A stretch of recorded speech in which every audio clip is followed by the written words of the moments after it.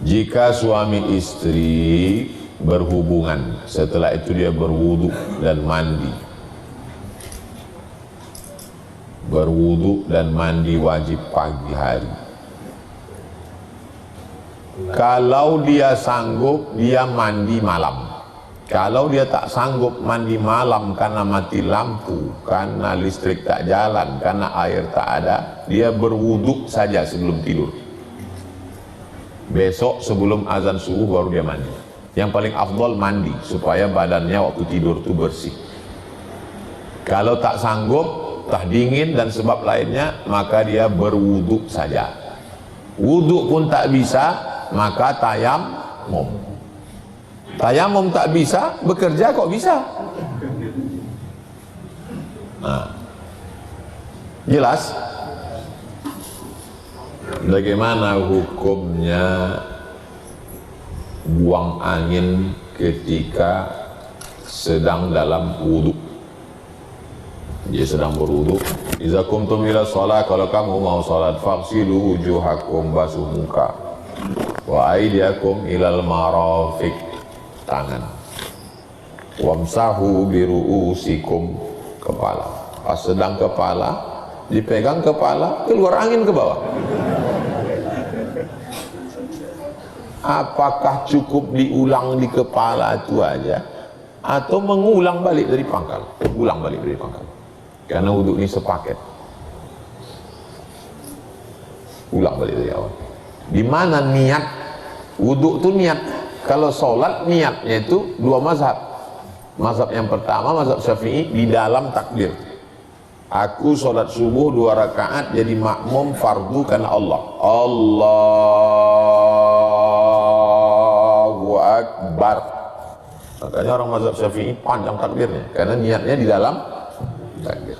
Kalau mazhab Hanafi, Hambali, Maliki, niatnya sebelum takbir. Pasangnya di dunia, habis itu baru dia takbir. Takbirnya pendek aja. Allahu Akbar. Kapan kawan di dunia? Niatnya sebelum takbir.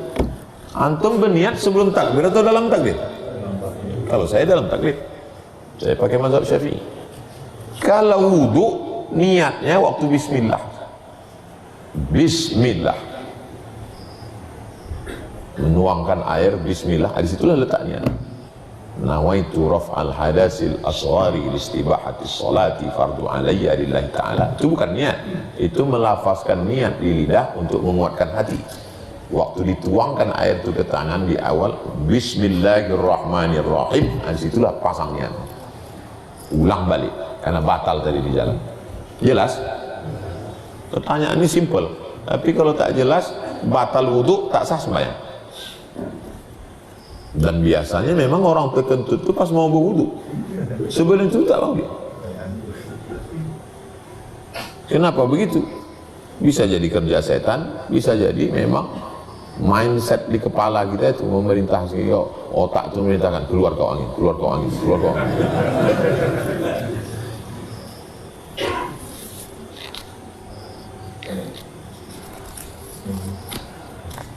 Jika suami istri berhubungan, tiba-tiba istrinya menstruasi, la taqrabuhunna hatta yathur, jangan kamu dekati perempuan itu kecuali dia sudah suci. Dia berhubungan, maaf cakap dalam keadaan suci, maka hukumnya ibadah. Lalu kemudian setelah itu datang menstruasi istrinya, dia tak tahu bahwa hari itu datang, maka dia berhenti, yang pula diteruskannya,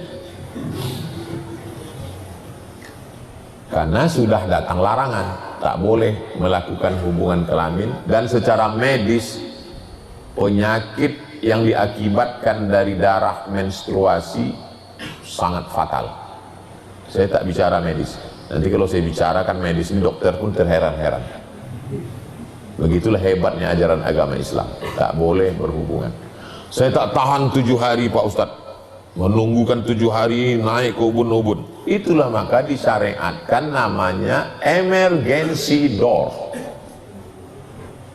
Kita kalau naik pesawat, kata pramugari, all of our passenger, semua penumpang kita naik dari pintu kanan dan tapi kalau nanti ada darurat tingkat tinggi, maka dibuka pintu emergency door, poligan. Dia kecepatannya 300 tenaga kuda. Tak sanggup. Jangankan menengok perempuan, mendengar suara bencong pun menafsu ya. Kata ada solusi lain. Maka dosen kami dulu, bininya meminangkannya. Bininya itu meminangkan. Tapi tidak semua perempuan siap. Tak semua perempuan. Jadi perempuan di Indonesia dijaga oleh kompilasi hukum Islam. Laki-laki tidak bisa menikah lagi tanpa surat persetujuan dari suami, dari istri pertama yang dibubuhkan tanda tangan dengan matre 10.000, yang dulu 6.000 udah naik sekarang, ini mengikut harga bensin. Nah, makanya ibu sebelum tidur malam yakinkan di dekat tempat tidur itu tidak ada pena, kertas dan matre. Mana tahu kita sedang mengigau dipakai abang. Kejahatan terjadi bukan karena ada niat dari pelakunya, tapi juga karena ada kesempatan. Waspadalah. Perempuan yang sanggup, tapi kalau dia tidak sanggup, perempuan punya hak, namanya khuluk. Setuju aja deh, nanti adik cepat masuk surga tanpa hisab. Banyak cara lain. Kata ibu itu mengamuk. Kau pikir kau aja yang ngaji? Kau pun ngaji cuma bab itu aja, yang lain kau pun tak tahu. Kau bodoh-bodoh ya, aku racun kau nanti gitu. Aku siap dimaju kalau kau mau diracun.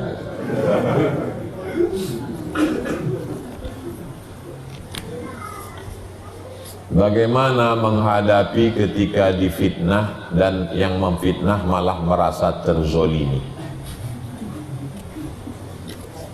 Saya difitnah orang, dipostingnya gambar saya di FB,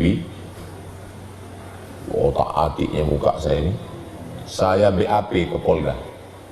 Saya datang ke Polda, pasal pencemaran nama baik. Kata orang Polda, nanti Bapak Ustadz kalau melapor ini jadwal ceramah gimana? Dipanggil ke persidangan. Saya siap, jadwal ceramah kita pending. 2 kali saya datang ke kejaksaan. Datang saya pertama, dia tak datang. Pas saya tanya, kemana dia Pak? Mencret. Datang yang kedua, gitu juga.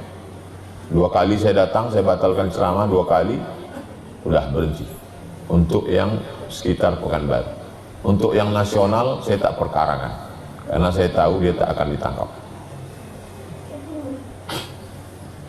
Jadi kita tak boleh diam. Antum kalau dia niaya orang, diajak orang, jangan diam. Jadi ada namanya tes psikologi.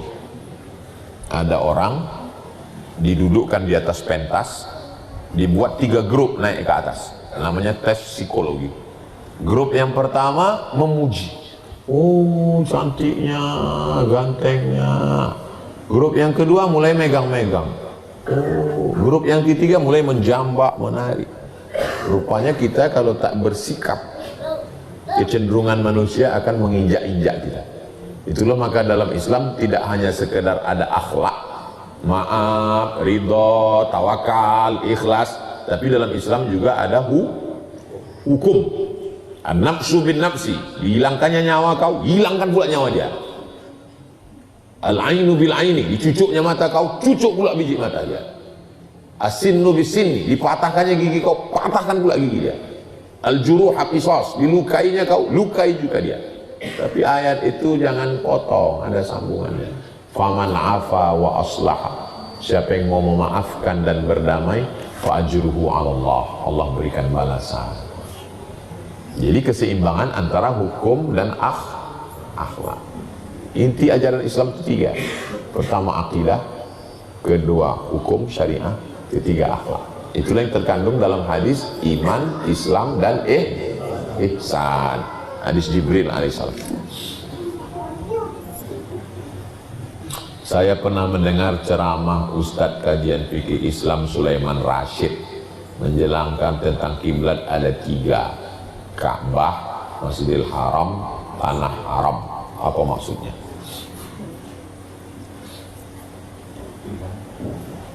Ini tanah haram. Tanah haram. Ini tanah haram. Panjangnya 42 km.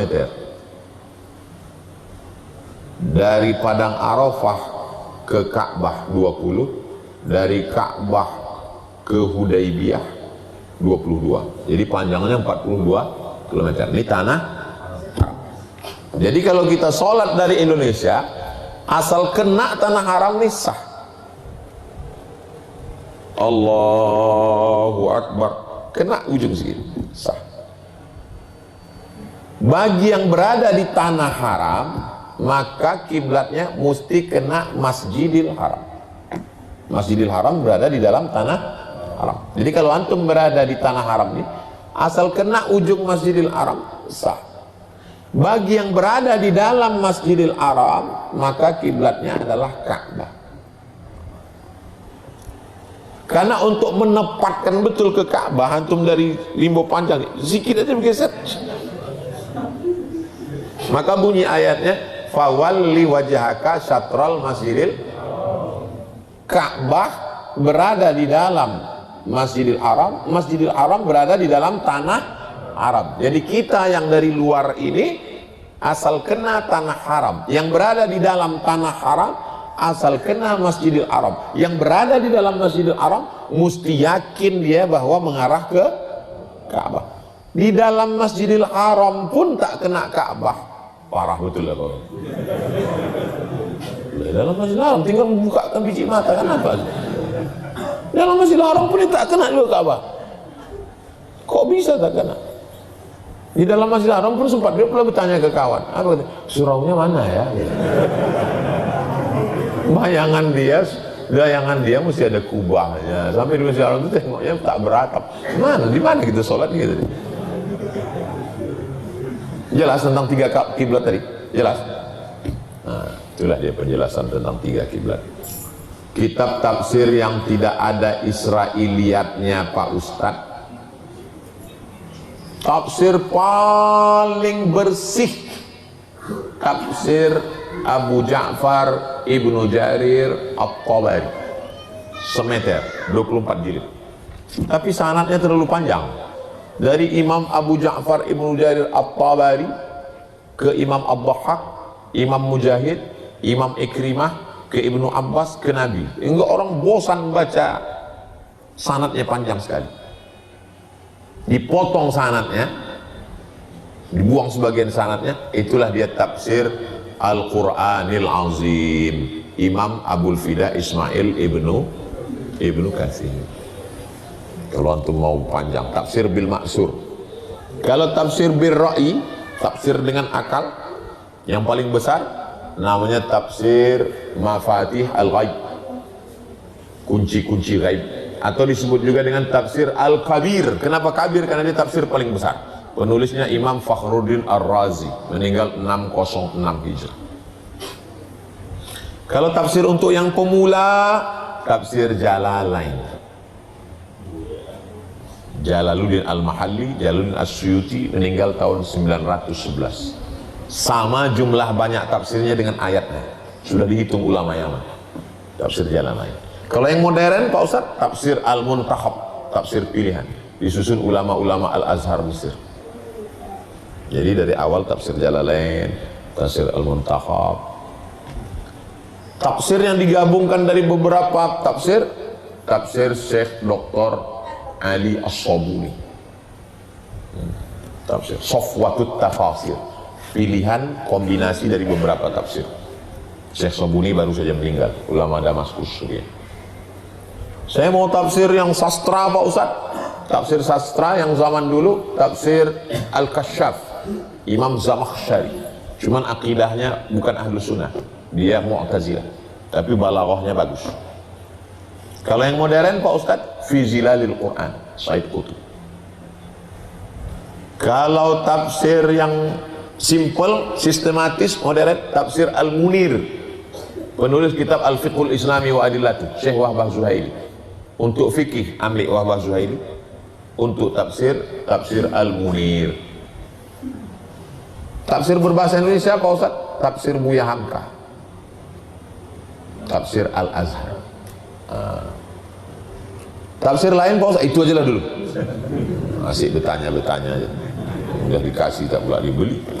Orang koma wajib tak sholat? Tak wajib. Kenapa tak wajib? Karena syarat sholat itu adalah baligh berakal. Hanya saja ikhtilaf tentang apakah dia qadha atau tidak. Sebagian mazhab qadha. Jadi kalau antum koma jam 4 subuh tadi, sadarnya nanti jam 8 malam, berarti subuh, zuhur, asar, maghrib di qadha. Isya tak di qadha, karena jam 8 malam masih ada waktu isya. Koma itu belum titik lagi. Kalau udah titik, qaid, ji'un. Kenapa dia tak wajib?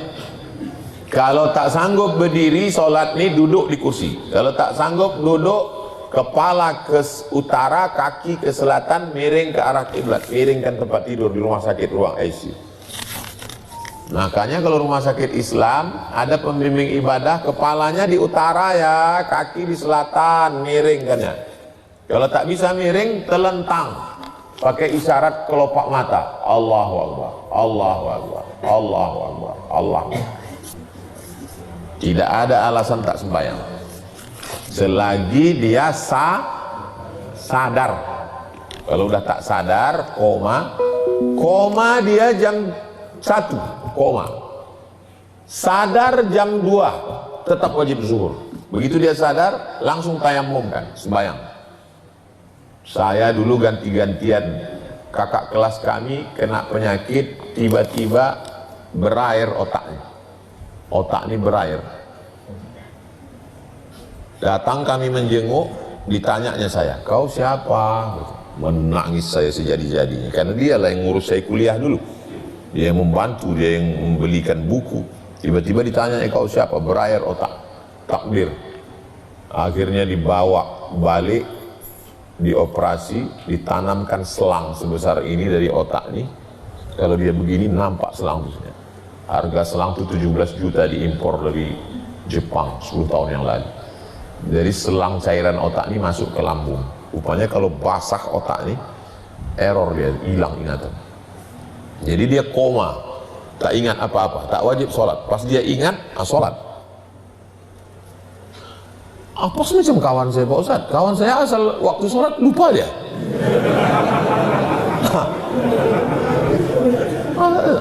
Itu kawan kau tuh, itulah. Bukan cuma kawan Ustaz yang begitu. Dia kan tak sadar Pak Ustaz, tapi dia kan hidup. Syarat sholat itu baligh berakal. Makanya orang gila tak sembahyang. Rufi'al qalam an salasatin. Pena ini tak mencatat, tak dicatat amalnya. Pertama, anis sobi hatta yahtalim, anak kecil sampai akil balik. Anil naim hatta yastayqiz, orang tidur sampai bangun. Anil majnun hatta yafiq, orang gila sampai sembuh. Jadi kalau mau tak sembahyang, pilih antara tiga ini. Jelas? Dosakah seorang istri mencuri uang suaminya karena suami terlalu irit, karena beliau berpenghasilan yang bisa dibilang memang tak banyak? Istri kadang hanya mengambil 2.000 sampai 5.000 untuk 9 saja. Waktu Nabi sedang duduk di atas bukit Sofa, ada bukit Sofa, ada bukit Marwah. Waktu Nabi sedang duduk di atas bukit Sofa, datanglah seorang perempuan namanya Hindun. Siapa nama perempuan itu? Hindun. Nabi sedang duduk di atas bukit Sofa, datang Hindun. Peristiwa ini terjadi waktu Fathu Makkah, pembebasan kota Makkah. Nabi membebaskan Makkah tahun ke-8. Ingat itu, pembebasan kota Makkah tahun ke-8. Nabi di Makkah selama 19 hari. Nabi duduk di atas bukit Sofa, datanglah Hindun. Apa kata Hindun? Inna Aba Sufyan rajulun syahih. Sesungguhnya Abu Sufyan itu pelit. Abu Sufyan itu siapa? Laki dia. Nama bininya Hindun, nama lakinya Abu Sufyan. Punya anak, itulah dia Muawiyah bin Abi Sufyan. Kata Hindun, lakiku Abu Sufyan itu orangnya pelit. Boleh ku ambil duitnya untuk memenuhi kebutuhan pokok? Kata Nabi, ambillah. Berdasarkan hadis ini saya tanya, bolehkah seorang istri mengambil duit suaminya untuk kebutuhan pokok? Boleh atau tak boleh? Itu hadis. Tapi kebutuhan pokok tak sama antara kebutuhan di Papua dengan di Riau. Harga semen aja beda. UMK di Pekanbaru 3 juta. Di bawah itu berarti fakir miskin. Seandainya ibu dikasih belanja 2 juta, lalu ibu ambil 1 juta, maka itu masih masuk dalam kebutuhan pokok. Tapi kalau diambil 4 juta, maka sudah keluar dari batas kebutuhan pokok. Suami wajib memberi kebutuhan pokok. Kewajiban suami ini 5. Antum sebagai calon-calon suami, 5 kewajiban antum. Yang pertama, mengasih makan. Yang kedua, pakaian. Yang ketiga, tempat tinggal.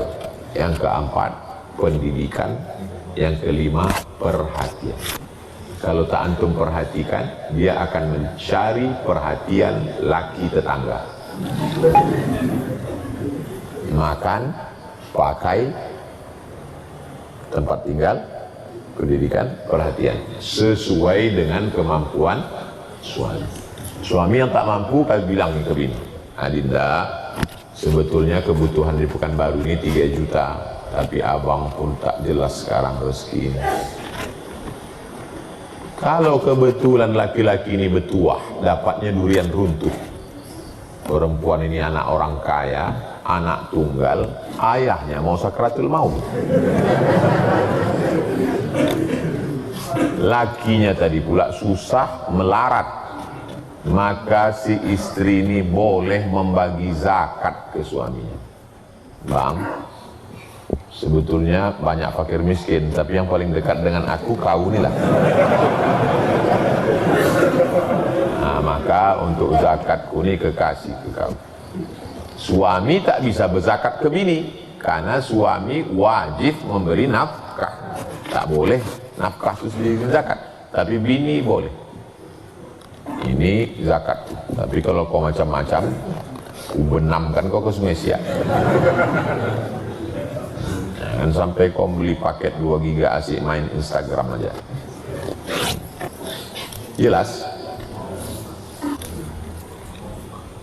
Ada nas yang menjelaskan, kalau disebut nas, nun short, nas, bahasa Inggrisnya text, text, T-E-X-T, text, bahasa Arabnya nas. Yang dimaksud dengan nas adalah Quran dan ada nas. Bingung nanti untuk nas, apa nas? Nas itu artinya teks Al-Quran atau hadis yang menjelaskan batasan keluar seorang muslimah yang sudah menikah dan punya anak, ia meninggalkan kewajibannya di rumah atas ridho keluarganya. Bagaimana penjelasannya Pak Ustaz? La tusafiranna mra'atun illa ma'azi mahramin. Tidak boleh perempuan keluar rumah kecuali dengan mahram, baik sudah nikah maupun belum nikah. Adapun yang sudah menikah, berubah izinnya dari ayah, dari abang, dari atuk, dari adik, dari wali kepada laki. Itu saja bedanya. Yang sebelumnya dia minta izin ke walinya. Wali pertama ayah, wali kedua atuk, wali ketiga abang, wali keempat adik laki-laki, wali kelima abang ayah, wali keenam adik ayah. Setelah itu berpindah perwaliannya ke suami, maka dia izin suami. Lau kuntu amiran ahadan ala ayyasjuda ala ahadin, seandainya boleh manusia ini bersujud kepada manusia, maka kuperintahkan istri bersujud pada suami. Bolehkah istri bersujud ke suami? Tak boleh. Seandainya boleh, tapi tak boleh. Kepekerjaannya untuk mukim di suatu tempat, aktivitasnya sebagai relawan. Mukimnya di pesantren, tempatnya insya Allah aman. Istrinya mau jadi relawan di tempat bencana alam. Nanti di sana kami tinggal di pesantren, Bang. Insya Allah aman. Kau pergi sama siapa? Sama orang-orang kawan dinas. Ini udah macam saudara kandung udah. Berawal dari macam, berakhir dengan macam-macam. Pengakuan orang yang bininya berselingkuh, tak boleh sebut nama dan kode etik. Saya mengantar ke airport, Pak Ustadz. Saya titipkan ke dia, tolong jaga istriku ya Pak. Saking kan udah macam keluarganya. Saya ke rumah dia, dia ke rumah saya. Udah macam kami anggap ayah kami, Pak Ustadz. Ke dia pula aku titipkan biniku itu. Macam menitipkan kambing ke serigala lapar. Waktu kau katakan, ku titipkan istriku ya, dia bilang iya, meniti air liur dia menengok bini kau. Kok bisa tak ada cemburu? Perempuan itu bolehkah bekerja di luar rumah? Ada perempuan namanya Asma. Asma membawa makanan kambing, dijunjungnya di kepalanya. Lewat Nabi. Nabi mengantarkan Asma balik ke rumah. Itulah dalil orang yang mengatakan perempuan boleh bekerja, beraktivitas di luar rumah dengan syarat dan ketentuan berlaku. Adapun orang yang harga mati tak boleh bininya keluar, tak boleh belanja, mengantar teh manis pun tak boleh. Tak pernah istri saya mengantar teh manis ke tamu. Saya membawa teh manis, saya menuangkan. Kok bisa kalian biarkan bini kalian menuangkan teh, tamu tu menengok muka bini kalian? Kok tak cemburu kalian? Berarti urat cemburu kalian dah putus. Kalian mengambil dari dapur, kalian tuangkan. Istrinya mana? Kalau nggak kau tanya bini-bini aku. Bini kau kan tak ada bertanya.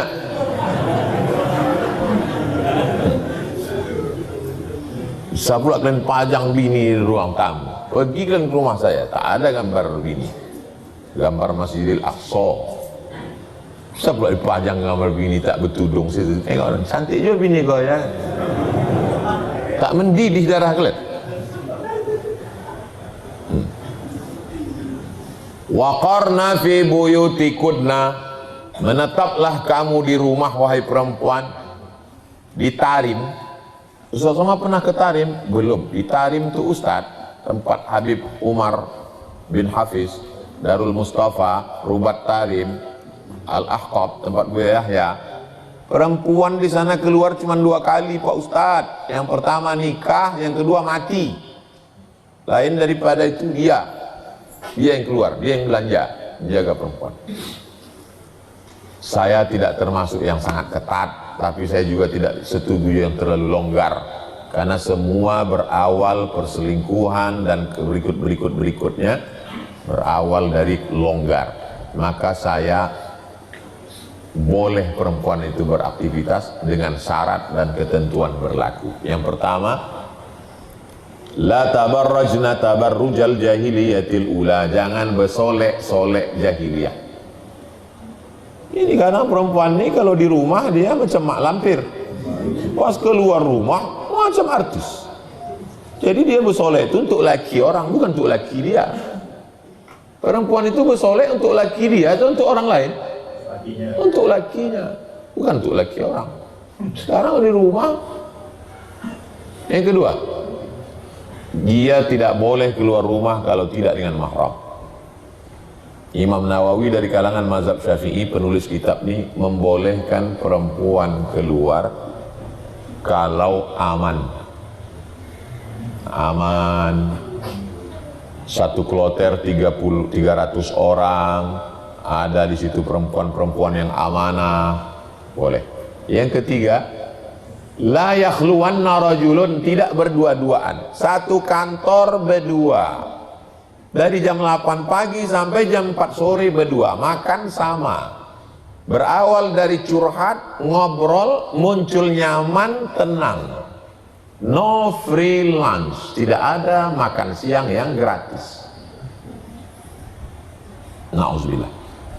Berapa banyak perselingkuhan terjadi, luar biasa. Yang keempat, tak boleh bersolek, tak boleh musafir tanpa mahram, tak boleh berdua-duaan. Yang keempat, mesti izin suami, dan suami itu mengasih izin memang betul-betul izin.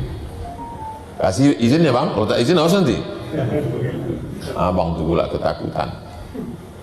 Nama abang tu takwa, takut istri tua. Nauzubillah. Jadi kalau cukup syarat. Yang kelima, tidak meninggalkan kewajibannya sebagai seorang istri.